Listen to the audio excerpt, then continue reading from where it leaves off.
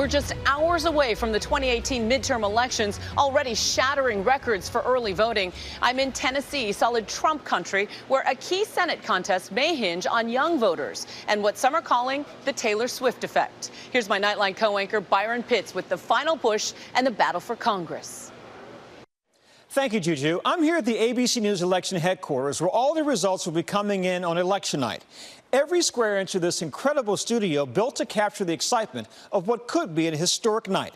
Let's look at what's at stake in this election.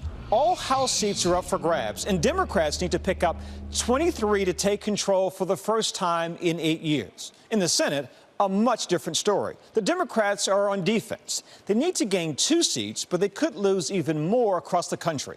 This election has the potential for massive voter turnout. More than 36 million voters have already cast early ballots. On this election eve, a country divided, each side fighting for its vision of the future. Razor-thin margins in so many key races.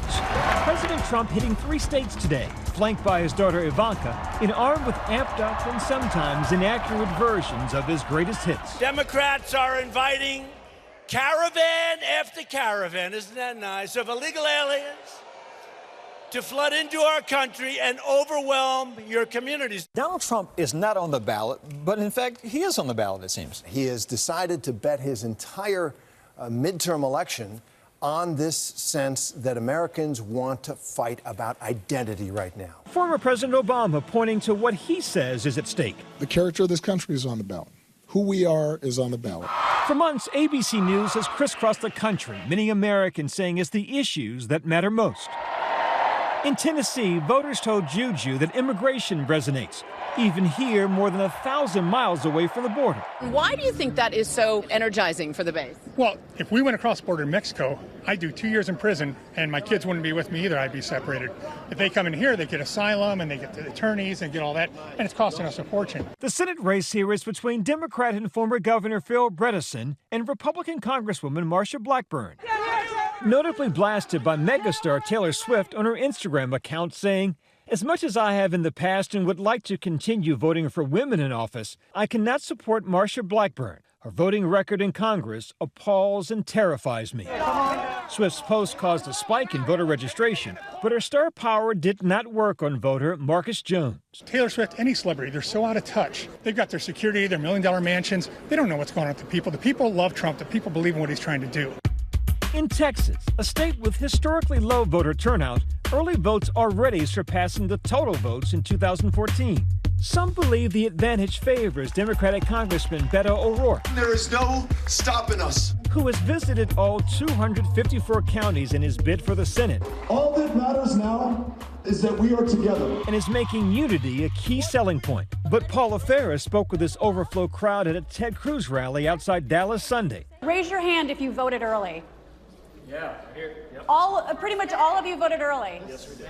You know, you look at the Texas economy right now. The economy is booming. And I think Texans understand why would we want to screw that up? Cruz won his Senate seat in 2012 with help from conservative Christians attracted to his anti-abortion stance. But Paula met with a group of evangelical women who say they now question which candidate and party best represents their faith. It just felt for me like I had to make a stand for something on one side or the other.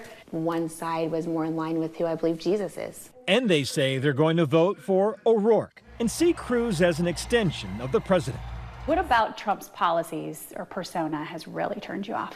I think just the things that fly out of his mouth are appalling. So when you look at that and you go, I'm a believer in Jesus, those things would never come out of his mouth.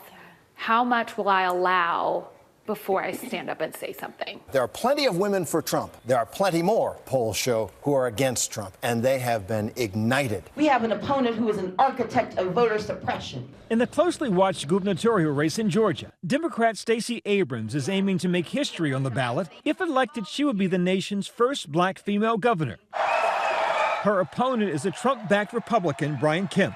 Complicating this already contentious race are new claims from Kemp, in his role as chief elections official, accusing Democrats of hacking state voter rolls just 2 days before the election. I'm not worried about how it looks. I'm doing my job. Kemp's office asked the FBI and DHS to investigate the Democratic Party of Georgia after his office claimed, without evidence, they found a failed attempt to hack the state's voter registration system.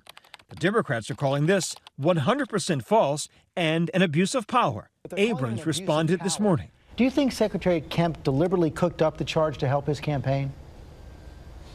I do. This is another failure of his leadership, and he recognizes that if he got caught 2 days before the election, having exposed so many Georgians, he would lose. In 2016, Kemp accused Obama's Department of Homeland Security of attempting to hack their system. A report found no such hacking took place. Kemp has also been under fire for allegations of voter suppression. An AP report found that 53,000 voter registration applications are on hold thanks to a so-called exact match law. The majority of those 53,000 applications are voters of color. A federal judge just ordered the state to ensure that voters erroneously labeled as non-citizens could vote. Kemp told my colleague Deborah Roberts he's trying to prevent voter fraud. You talked about all the votes. What about voter suppression? People are saying that that's a myth. That is a myth that the Democrats bring out every 2 years.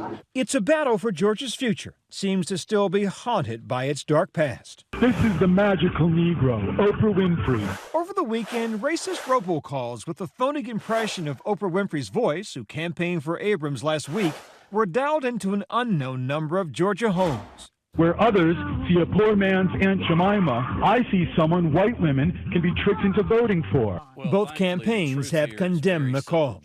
While access to the ballot is a serious concern for many Americans, what's on the ballot tomorrow is just as important. In our ABC News Washington Post poll, 82% of voters say health care is highly important in their vote. In Missouri, while campaigning for Republican Josh Hawley, Trump talked up the popular provision of Obamacare. Josh Hawley will always protect pre-existing conditions. But Hawley, also Missouri's Attorney General, has also joined a lawsuit to overturn Obamacare that would gut protections for people with pre-existing conditions. Our Mary Bruce caught up with him.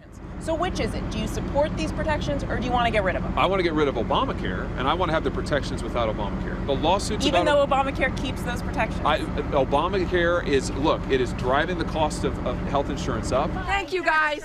He's up against incumbent Claire McCaskill in a state Trump won by 19 points. McCaskill's seat one of several key races that will determine the balance of power in the Senate and which vision of America will prevail. What do you see as the big themes Tuesday night? For our country, it is a question of, is this a normal midterm election, or has he changed our political discussion so that it's about who we are?